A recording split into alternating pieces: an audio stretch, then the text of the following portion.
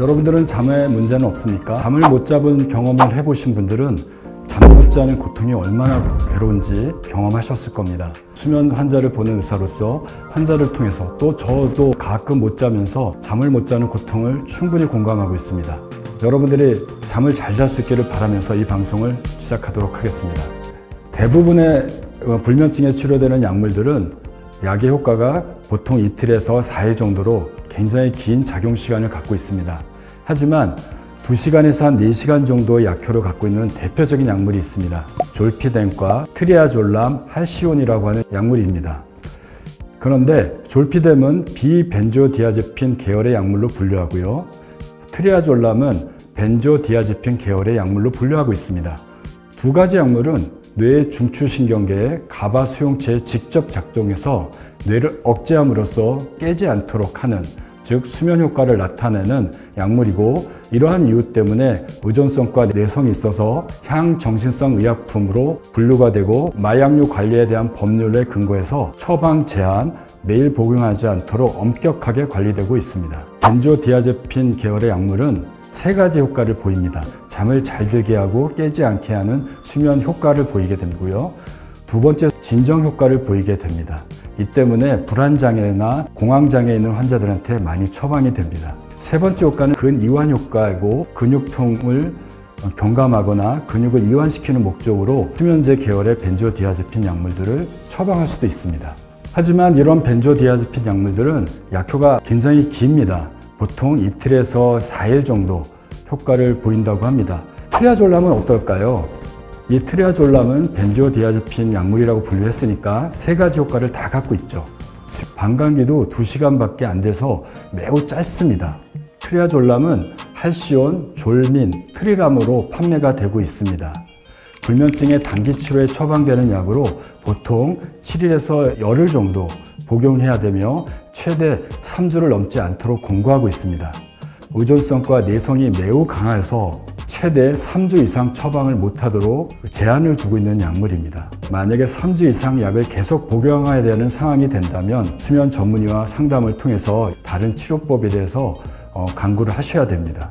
트리아졸람은 대표적인 부작용이 의존성이나 내성, 금단 효과를 보입니다. 의존성은 신체적과 정신적 의존성으로 크게 나눌 수 있는데요. 신체적 의존성은 신체 균형이 떨어지고 낙상의 우려가 있고 또 어지러움 때문에 균형 장애가 있을 수 있습니다.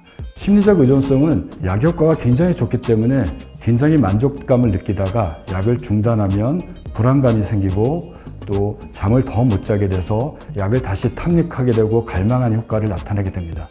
어떻게 보면 중독과 비슷한 현상을 보인다고 할 수 있겠습니다. 내성은 어떤 것일까요? 내성은 약을 계속 복용하게 되면 약의 처리 속도가 높아져서 같은 효과를 나타나기 위해서 약의 농도를 높여야 되는 현상을 내성이라고 합니다.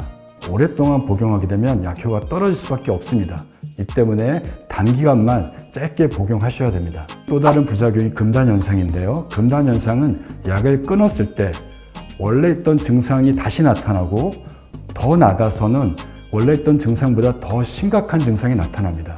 약을 먹다가 끊으면 잠을 더 못 자게 되고 더 불안해지는 현상을 말하는 거죠. 그럼 어떻게 해야 될까요? 아주 짧게 써야 되고요. 매일 복용해서는 안 되고 정해진 용량을 맞춰서 복용하셔야 됩니다. 특히 약물 중독이 있거나 알코올 중독이 있는 환자들의 경우에는 습관성과 의존성이 더욱 증가할 수 있기 때문에 주의가 필요합니다. 트리아졸람은 중추신경계 억제 효과를 나타나기 때문에 낮 시간 동안에 졸음이나 어지러움이 나타날 수도 있습니다. 운전이나 기계 조작 등은 안 하시는 게 좋을 것 같습니다.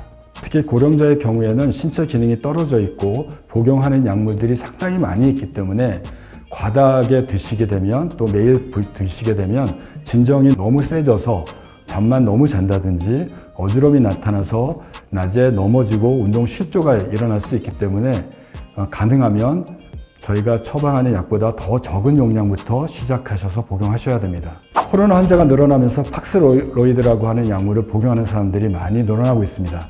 팍스로이드는 코로나 치료제로 알려져 있습니다. 하지만 트리아졸람과 같이 복용하게 되면 트리아졸람의 혈중 농도가 높아지기 때문에 부작용이 더 많이 나타나서 두통, 어지러움, 구역감, 신경감인, 기억상실증 등이 부작용이 올 수 있습니다. 기억 상실증은 어떤 거냐면요. 약을 먹고 나서 낮에 일상생활을 합니다. 정상적으로 생활합니다. 저녁이 됐을 때 기억해 보니까 아무것도 기억이 나지 않는 상황을 얘기합니다. 따라서 코로나 확진으로 팍스로비드를 처방받았다면 트리아졸람을 복용을 잠시 중단하셔야 됩니다. 제대로 된 검증된 메디칼 정보를 전달합니다. 감사합니다.